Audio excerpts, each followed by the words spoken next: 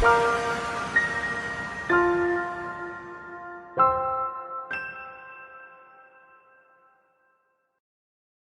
ko po na yung mga Bible po ninyo ay panatilihin nyo pong nakabukas doon po sa teksto na binasa po sa atin kanina dahil sisikapin po natin na hindi po tayo lumayo po dito sa John chapter 6 verses 60 to 71 at ang titulo po ng ating pangangaral ngayon, kagaya po ng nakalagay sa inyong mga bulletin, ay anong klase kang alagad?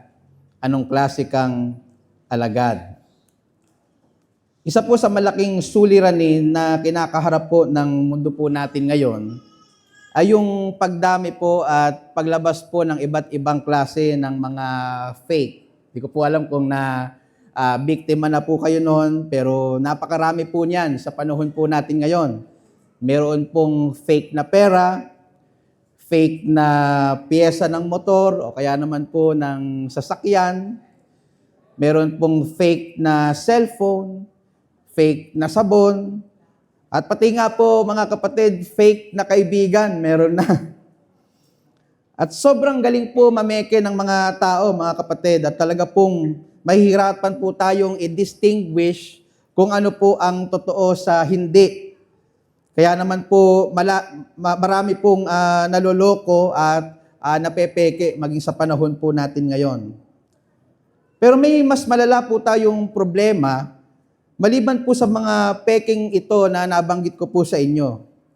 At yan po ay ang paglaganap ng mga peking alagad ng ating Panginoong Hesukristo. Marami po sa atin ang nahihirapang i-distinguish sino ba talaga ang totoong alagad sa hindi. At ito po ay dahil ginagawa din po natin o ginagawa din naman ng mga peking alagad ang ginagawa po natin ng mga masasabi po nating tunay na alagad. Kumakanta din po sila, kasama natin ang mga songs na inaawit po natin kanina. Uma-attend din po sila sa parehong church na ina-attendan po natin. In fact, may mga pagkakataon nga po, nakasama po sila sa ministry na kinabibilangan po natin. Pero ang worst, hindi po natin sila makilala kasi maaring tayo po mismo ay self-deceived. Inaakala po natin na tayo po ay tunay na nasa pananampalataya pero in reality, malukot man pong sabihin ay hindi. Kabilang po pala tayo doon sa mga hindi tunay. Kaya po kapag po may biglang nawala at hindi na po nagpatuloy sa ating mga kasama, nakakapagbigay po tayo agad ng maling conclusion na, ay, ligtas yan dati. Kasabay ko pa nga yung mabaptize. Kasabay ko pa yan sa membership class. Kaso, hindi na siya nagpatuloy. Nawala tuloy yung kanyang kaligtasan. Well, totoo po bang nawawala ang kaligtasan, mga kapatid at mga minamahal?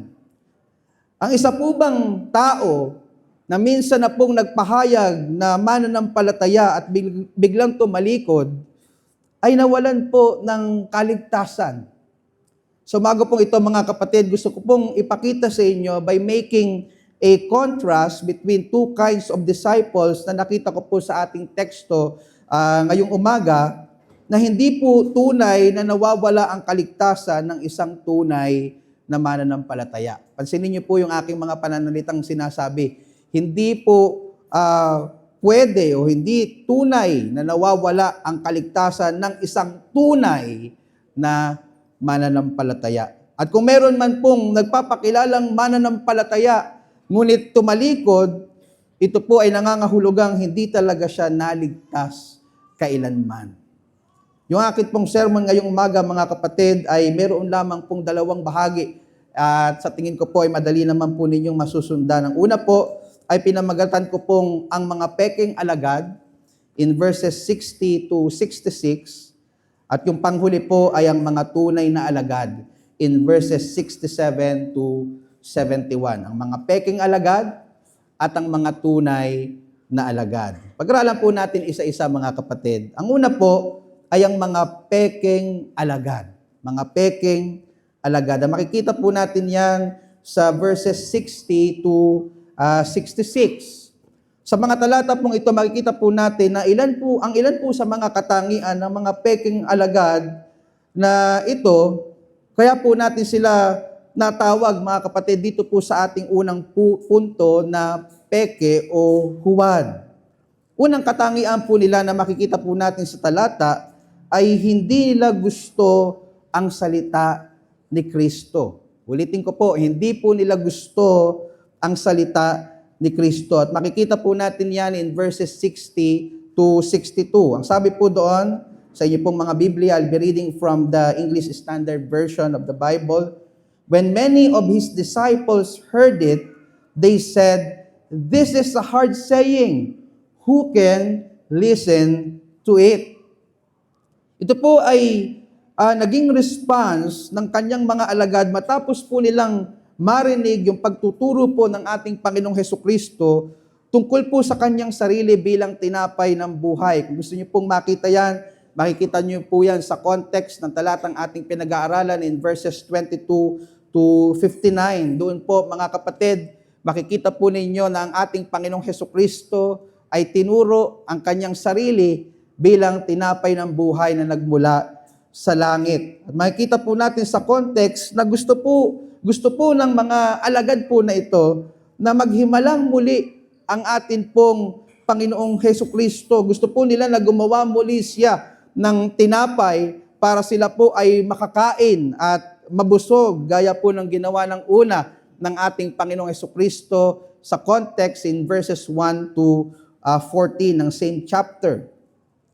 So, bagay po na hindi tinolerate ng ating Panginoong Hesukristo. Hindi po siya konsentidor na Panginoon na ibibigay lang yung ating kagustuhan kahit hindi naman ito ang pinakamakakabuti sa atin. Hindi ito tinolerate ng ating Panginoong Hesukristo. Ipinaliwanag po ng ating Panginoong Hesukristo sa mga materyolosong alagad po na ito na ang pinakakailangan po nila ay hindi ang temporal na tinapay, kundi ang tinapay na nagmula sa langit, ang tinapay ng buhay na wala pong iba kundi ang kanyang sarili.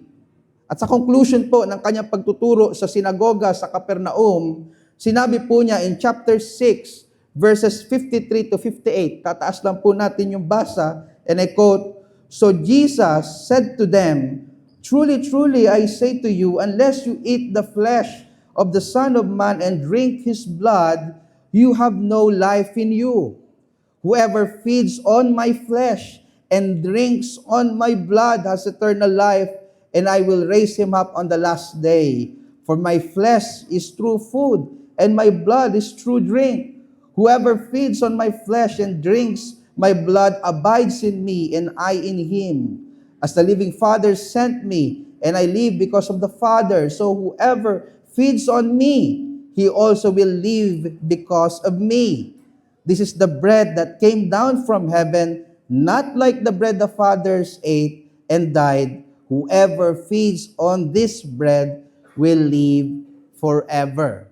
Hindi po ba kayo kinilibutan dito po sa sinabi ng ating Panginoong Hesukristo na di umano kailangan, itinuturo niya na kailangan kainin ang kanyang laman at inumin ang kanyang dugo. Kaya naman po pagdating sa verse 60, which is yung ating unang verse sa pinag-aaralan, nabasa po natin na hindi po ito na-appreciate ng mga nagpapakilalang tagusunod po niya sapagkat niliteral po nila ang sinabi po ng ating Panginoong Hesukristo at hindi po nila naintindihan.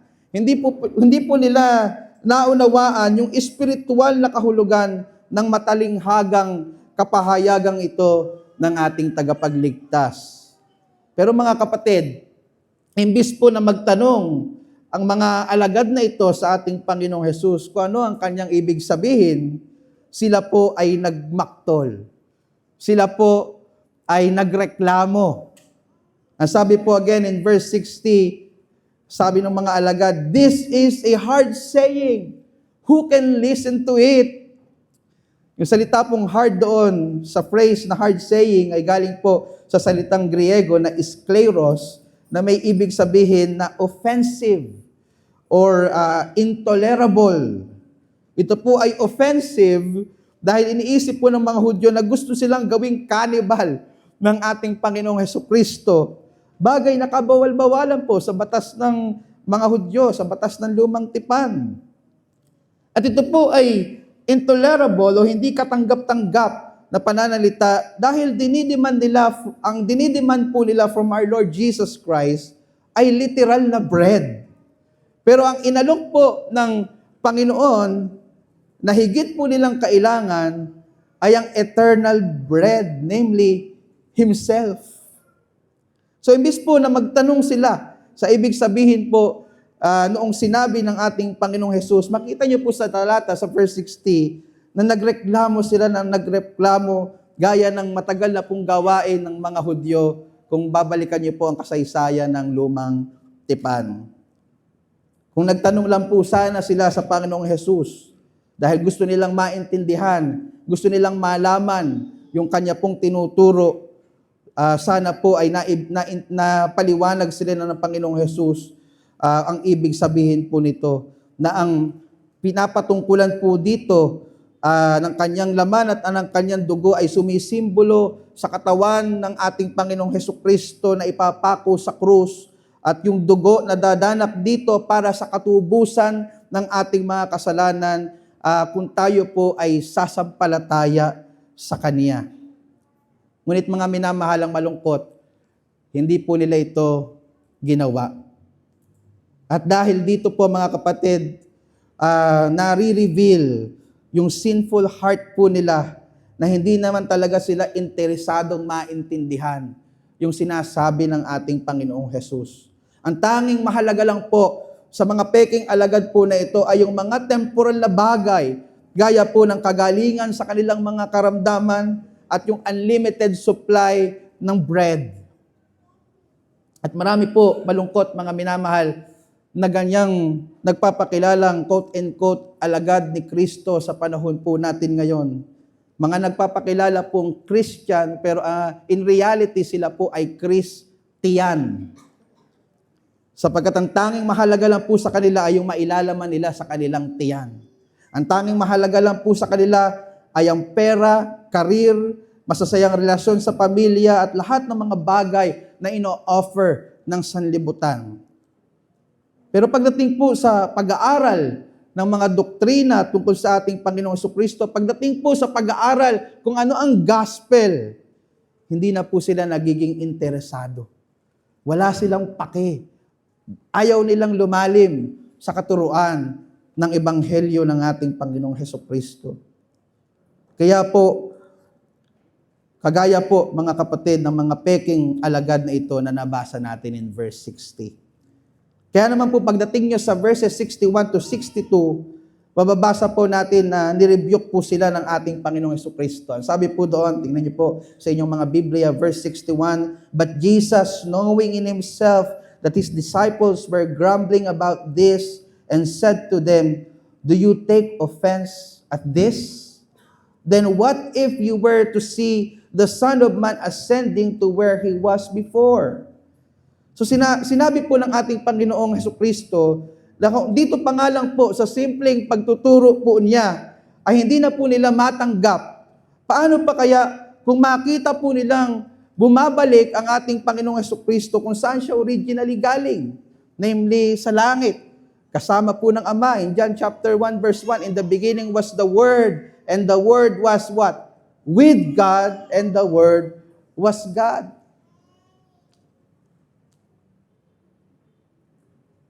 And we all know, bago po yun mangyari, bago po ang ating Panginoong Jesucristo ay bumalik sa kaluwalhatian, kinakailangan po muna niyang mag-suffer ng isa pong kahiya-hiya at napakalupit na suffering, namely, ang kamatayan sa krus, ang pinakamatindi at pinakamalupit na kamatayan na masasabi natin sa kasaysayan. Bagay na katitisuran po sa mga Hudyo, at kamangmangan po sa mga Hentil ayon kay Apostol Pablo in 1 Corinthians 1 verse 23. So paano nila matatanggap na ang Mesiyas na inaakala nilang magsasalba sa kanila mula po sa kuko ng Roman Empire ay isang araw ay magdurusa sa krus bago siya bumalik sa langit, bago siya bumalik kasama po ng Ama. So nakita po natin na nirebuke po sila ng ating Panginoong Jesucristo dahil po sa kawalan po nila ng kagustuhan na maunawaan ang kanyang salita. Ngunit ang kanila pong kawalan po ng interes, mga kapatid, na maunawaan ang salita ni Kristo, ay hindi lang po nang gagaling sa struggle po nila maunawaan po ito. Gusto ko pong makita niyo po yon.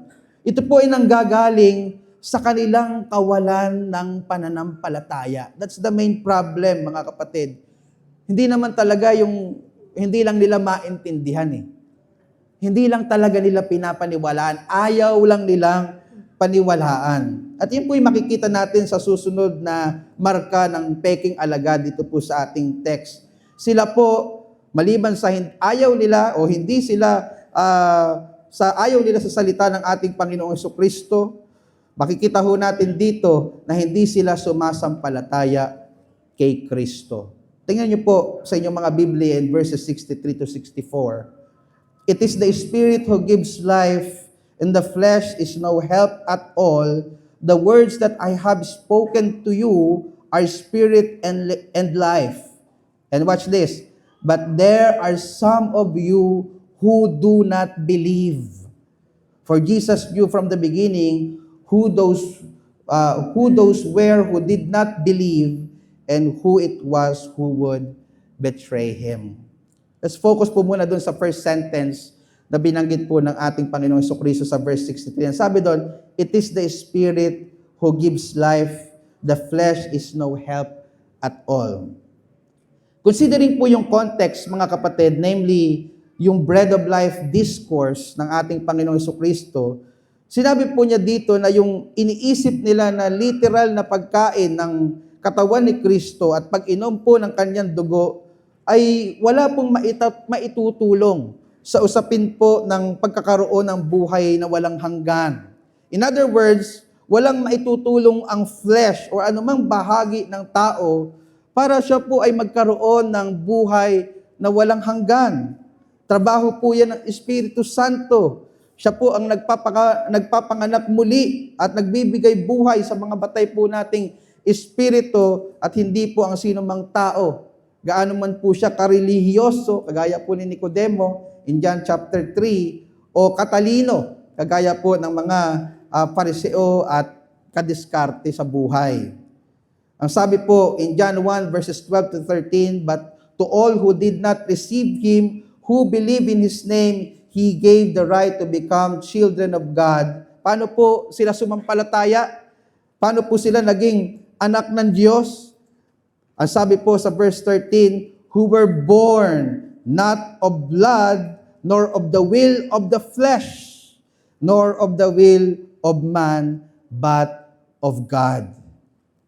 Now, ito pong Holy Spirit po na ito, na nagpapanganak muli sa tao upang magkaroon po siya ng kakayanang sumampalataya kay Kristo, ay nananahan po ng walang sukat sa atin pong Panginoong Jesucristo. Sabi po, makikita nyo yan in chapter 1, verse 32, and chapter 3, verse 34. At dahil po nananahan sa Kanya ang kapuspusan ng banal na Espiritu, ang Kanya pong mga salita ay produkto o bunga ng banal na Espiritu. Kaya po niya ito tinawag na Spirit dun po sa ating text in verse 63. At ito din po ay nagre-resulta ng buhay na walang hanggan sa lahat po ng sumasampalataya. Kaya po tinawag din po niya itong life according po doon sa verse 63. Ngunit kahit gaano po kaganda at kabuti, ito pong ino-offer na benepisyo ng ating Panginoong Jesucristo sa Kanyang salita na puspos ng kapangyarihan ng Espiritu Santo, wala pa rin pong nagkaroon ng interes. Hindi po ito ninais ng mga peking alagad dahil unang-una, ang sabi dito, hindi sila sumasampalataya. Hindi sila sumasampalataya. And again, sabi po sa verse 64, but there are some of you who do not believe. For Jesus knew from the beginning who those were who did not believe and who it was who would betray Him. Na maaari po nating madaya yung ating mga kasama sa church, na tayo po ay tunay na sumasampalataya. Maaari po nating madaya yung mga elders ng church at makalusot po tayo sa church membership interview because they can't read our hearts. They will just base on our outward profession of faith.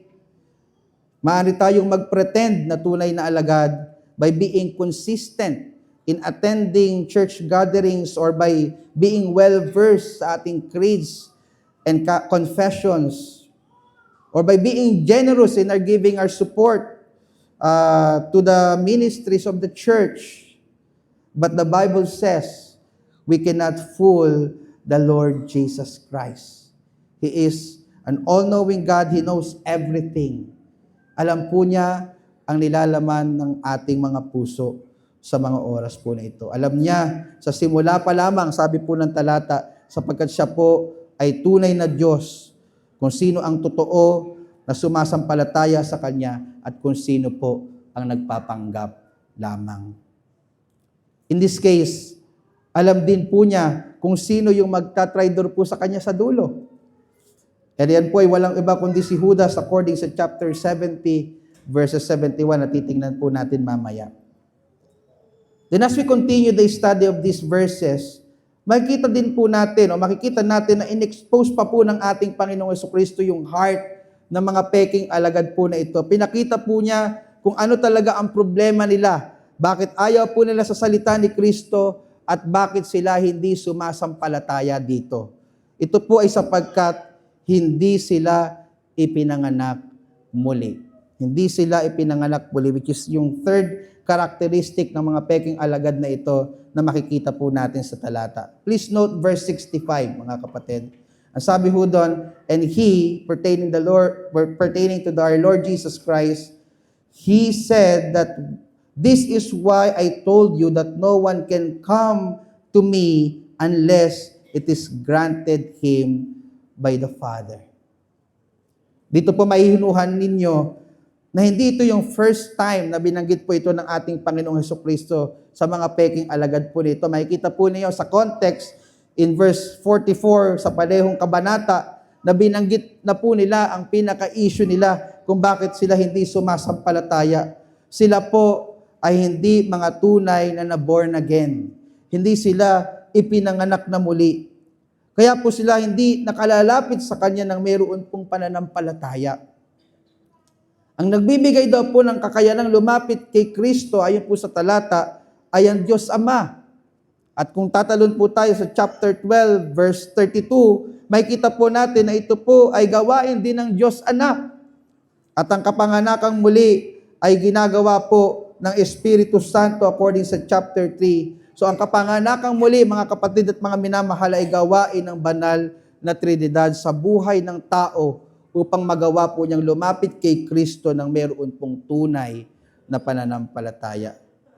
Sapagkat kung hindi gagawa ang Diyos sa buhay natin, mga kapatid, mananatili po tayong patay sa ating mga kasalanan according sa Ephesians chapter 2 verse 1. Or sa context po nito, mananatili tayong nagmamahal sa kadiliman o sa kasalanan kaysa sa ating Panginoong Jesucristo according sa John chapter 3 verse 19. Hindi natin pipiliin ang ating Panginoong Jesus. Hindi natin gugustuhin ang Kanyang mga salita. Hindi natin mamahalin ang ating Panginoong Jesucristo sa original po nating kalalagayan. Kaya kailangan tayong ipanganak na muli upang tayo'y baguhin at makalapit ng may pananampalataya sa atin pong Panginoong Jesucristo. Ang kapanganakang muling ito ang hindi po naranasan ng mga Hudyong ito, kaya hindi po sila tunay na sumasampalataya sa atin pong Panginoon. So dito nakita po natin na ang problema po talaga nila ay hindi dahil matigas at mahirap lunukin ang aral ni Kristo, kundi matigas gaya ng isang bato ang kanilang mga puso sapagkat hindi ito nakaranas ng pagbabago ng kapanganakang muli na tanging ang Diyos lamang po ang makagagawa sa kanilang mga buhay. Na maaaring sa una, makapag-pretend ang isang taong peking alagad, maaaring magpakita siya ng interest na sumunod po sa ating Panginoong Jesus, gaya po ng nakita natin o makikita natin kung babasahin niyo yung mga unang kabanata ng talata pong ito, o talata ng ating teksto, maaaring nagpapakita po sila sa simula ng interest mag-Bible study or umattend po sa mga church gatherings, pero mga kapatid, hindi rin po sila tatagal. Darating at darating din po sa kanilang buhay na ma-expose ang kanilang tunay na kulay. At ito po ang pinakamalinaw na marka ng isang peke na pekeng mananampalataya. Hindi sila nananatili kay Kristo, which is the last characteristic of a fake disciple na nakita po natin sa ating teksto. Tingnan niyo po mga kapatid sa verse 66. Ang sabi doon, after this, ektuto sa Greek, na ang ibig sabihin po is pwede ring i-translate according sa immediate context as a result of this. Meaning as a result noong pagtuturo ng ating Panginoong Hesukristo tungkol sa kanyang sarili as bread of life at kanyang accusation sa kanila na hindi talaga sila tunay na mananampalataya, ang sabi po ng talata, many of his disciples turned back and no longer walked with him. The language indicates that the abandonment was decisive and final, ayon po kay Dr. John MacArthur. Meaning mga kapatid, hindi po ito simpleng panlalamig lang. Or nagkaroon lang po sila ng panandali ang pagsuway o pagre-rebelde. This is apostasy. Ito po ay hayag at permanenteng pagtalikod sa atin pong Panginoong Hesukristo. Sabi nga po ni William Hendrickson, commenting on this verse, and I quote, "They went back to the things that they left behind, not only their ordinary daily pursuit, but also their former way of thinking and living, not intending ever to return to Jesus." End of quote. Now, mga kapatid, does this mean na nawala po ang kanilang kaligtasan? Batay po sa ating mga naunang pinag-aralan, ligtas na po ba talaga sila in the first place? Di ba ayaw nga nila sa salita ni Kristo? Di po ba hindi nga sila sumasampalataya kay Kristo? Di po ba hindi sila ipinanganak na muli? Therefore, hindi talaga sila naligtas kailanman. Mga kapatid, ang permanenteng pagtalikod po sa ating Panginoong Hesukristo o yung tinatawag po na apostasy ay hindi nangangahulugang nawala ang kanilang kaligtasan. Ito po ay nagpapatunay lang na hindi talaga sila nakakaranas ng kaligtasan kailanman. Pakinggan niyo po yung sabi din ni Apostol Juan sa unang Juan or 1 John chapter 2 verse 19.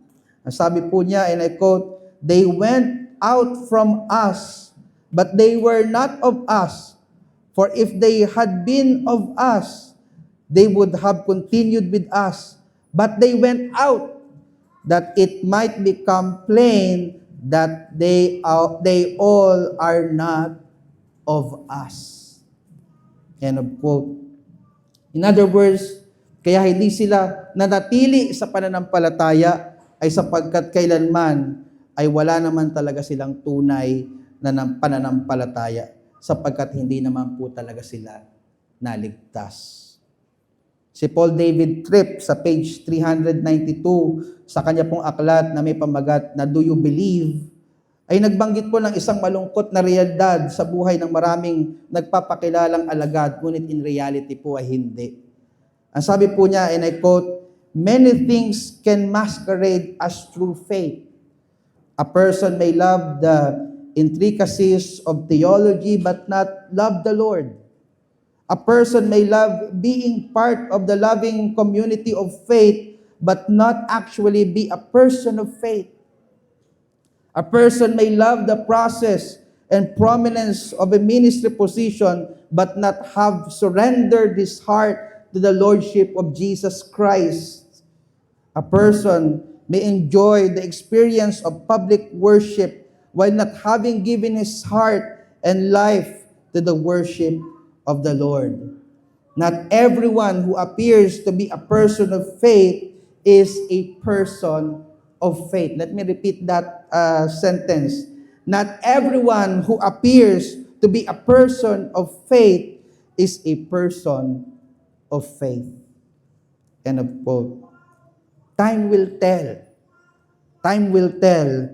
Lalabas at lalabas din po ang kanyang tunay na kulay sa pamamagitan ng kanyang permanenteng pagtalikod sa ating Panginoong Hesukristo or apostasy. So yan po yung mga marka ng isang peking mananampalataya.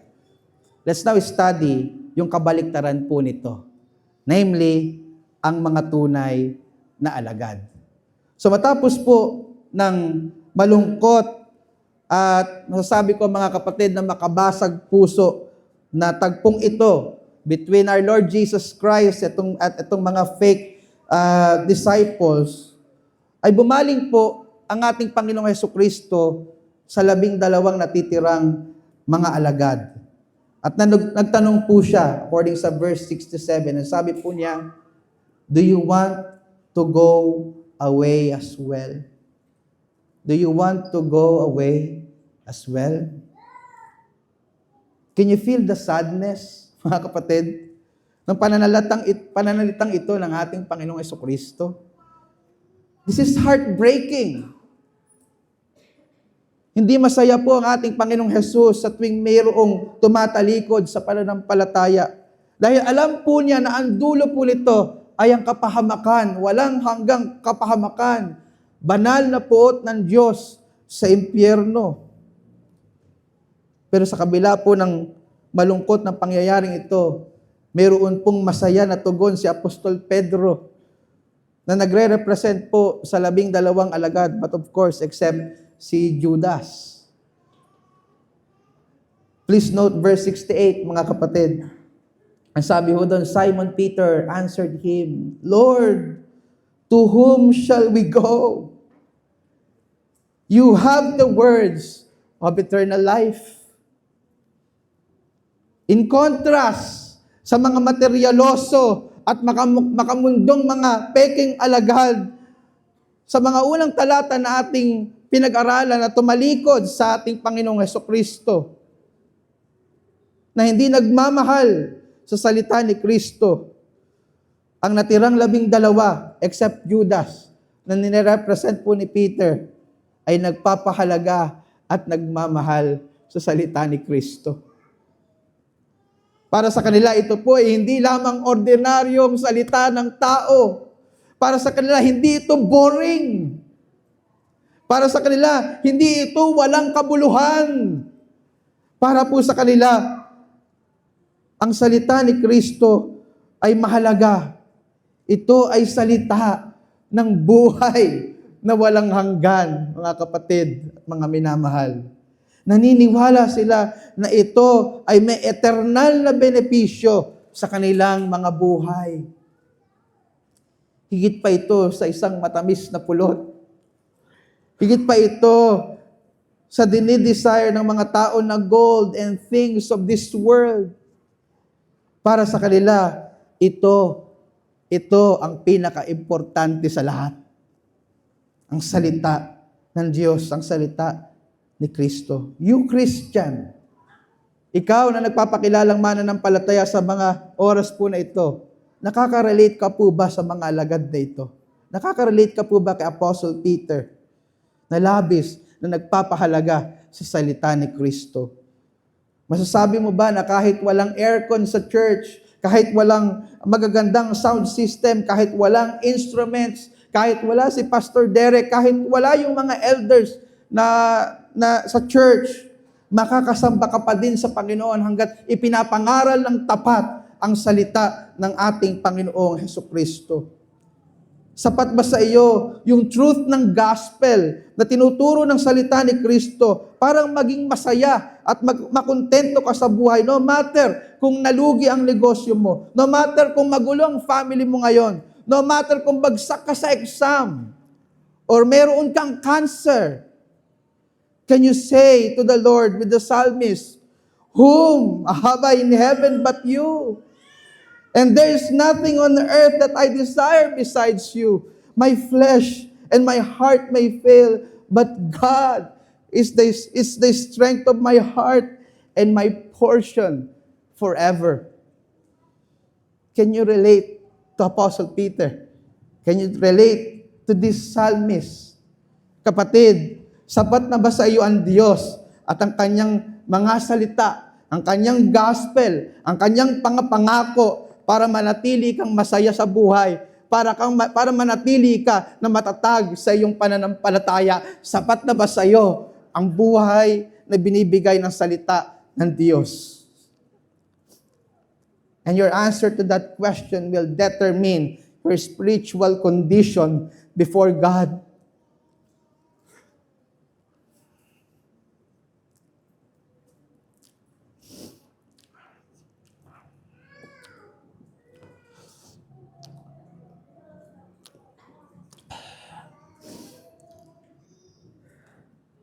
Your answer to that question will determine your true condition before this holy God.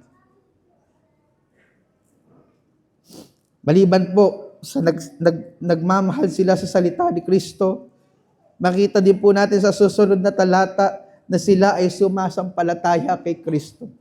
Kaya mahal nila ang salita ni Kristo kasi believer sila, true believer sila ng ating Panginoong Hesukristo. Tingnan po sa verse 69. Apostle Peter continues, and we have believed. Nakita niyo po yun, mga kapatid? We have believed and have come to know that you are the Holy One of God. You are the Holy One of God. Yung salita pong believe at know, the Gospel of John ay madalas parehas po ang kahulugan or synonymous. But what do they believe? What do they know about this Lord, about Jesus Christ? A bread maker? A magician? A genie that will give all their sinful and worldly desires? A political leader? No. Ang sabi ng talata, they believe that Jesus Christ is what? The Holy One of God. The word holy means set apart, consecrated o ibinukod. Maaring siya po, o meaning siya po ay inihiwalay ng Diyos sa iba, na natatangi sa lahat, na kayang gawin ang lahat ng kanyang tungkulin bilang Mesiyas at kanila pong tagapagligtas. He is the Christ. They believe na hindi fake si Jesus Christ, unlike ng mga paniniwala ng false believers and false followers to Christ. They believe that Jesus Christ is true. It's not fake. They believe that this is the Holy One of God. Ibig sabihin, pag-aari siya ng Diyos at itinalaga siya ng Diyos. How about you, dear brethren? Sino ba sa iyo si Kristo? Can we just pause for a while and examine our hearts? Sino sa iyo si Kristo?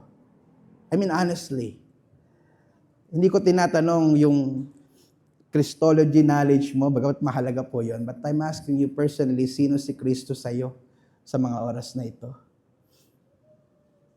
A genie na magbibigay ng lahat ng iyong mga kahilingan at pangarap sa buhay? Pampabuena sa negosyo mo at sa pag-aaral mo? O isang banal na Diyos na mayroong kakayanang iligtas ka mula sa karumal-dumal na kabayaran ng iyong mga kasalanan? Do you also acknowledge Him as the Holy One of God?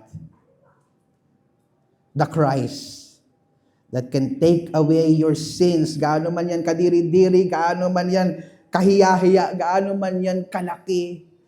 Walang kasalanan, walang mabaho na kasalanan, walang maitim na kasalanan ang hindi kayang hugasan ng banal na dugo ng kordero ng Diyos.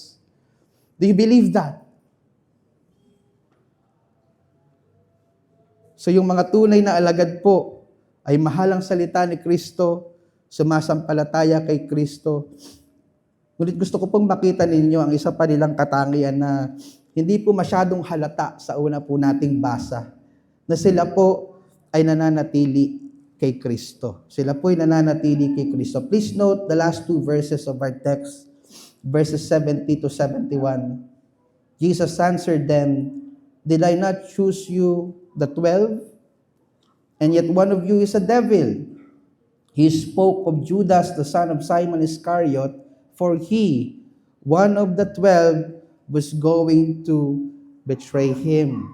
So dito po malinaw ng mga kapatid na ang emphasis ay ang pagkagamit po ni Judas o pagpapagamit po ni Judas sa dyablo, kaya po niya trinaydor ang ating Panginoong Hesukristo, kaya po siya tinawag na dyablo kasi instrumento siya ng dyablo. Siya po ay nagpanggap na kasama nila physically, but in reality, hindi nila kasama siya spiritually. Ngunit lumiwas lang po ang ilang panahon. Ito pong si Judas ay lumabas po yung kanyang kulay. Trinaydor po niya ang ating Panginoong Hesukristo kapalit lamang po ng 30 pirasong pilak. According sa Matthew 27 verse 3. Ngunit gusto ko pong mapansin ninyo, mga kapatid, na hindi lahat ng alagad ay nag-traidor kay Jesus. Nakita niyo po ba yon? Si Judas lang yung pinoint out niya. Pero hindi niya binanggit yung iba na traidor. May mga nanatili po sa kanya hanggang sa huli nilang hininga. Si Pedro, na sumagot sa ating Panginoong Hesukristo, na pinropesiya po ng ating Panginoong Hesus ang kanyang kamatayan in John 21 verse 18, na siya po ay mamamatay na isang martir. Ayon po sa church tradition, siya po ay ipinapo sa krus. Kagaya po ng ating Panginoong Hesukristo, pero hindi po siya pumayag. Kaya ipinako po siya ng patiwarik ng mga sundalong Romano. Ngunit bago po ang dakilang pangyayari pong ito sa buhay ni Apostol Pedro, kung saan naluwalhati niya ang Diyos sa kanyang kamatayan, gaya po ng alam po ninyo, 3 beses po muna niyang dininay ang ating Panginoong Hesus at siya po ay nanlamig.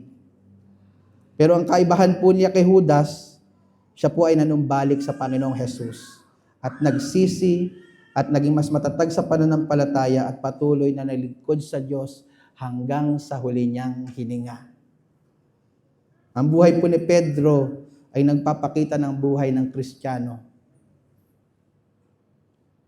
May mga times na mafe-fail po natin si Christ sa ating Christian life.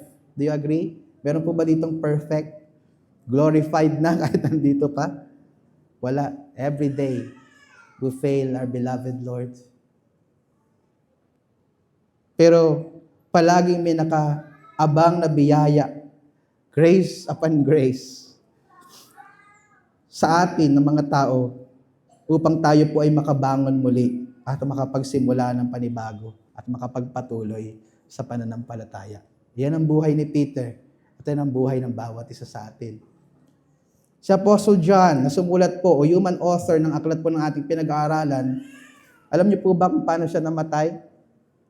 Pinakuluan po siya sa isang kumukulong langis. Ngunit hindi pa rin po siya tumalikod sa ating Panginoong Hesus. Himala po siyang nabuhay, tinapon po siya sa lugar na tinawag na Patmos at patuloy po siyang naglingkod sa ating Panginoong Hesukristo hanggang sa kanyang pagtanda, hanggang sa kanyang huling hininga. Si Apostol Santiago, na half-brother ng ating Panginoong Hesus, inihulog po siya mula sa tuktok ng templo ng Jerusalem na may humigit kumulang na 100 talampakan ng taas. Bakit? Dahil hindi niya dininay ang kanyang Panginoong Hesukristo. Nung natagpuan po siyang naghihingalo pa sa kanyang pagbagsak mula doon sa mataas na templo, pinagpupukpuk pa po siya ng mga sundalong Romano hanggang tuluyan po siyang managutan ng hininga. Pero hindi niya dininay ang ating Panginoong Hesukristo.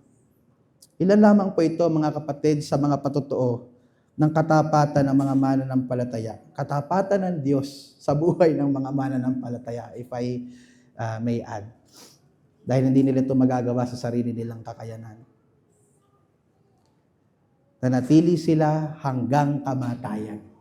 Iyan ang tunay na mananampalataya.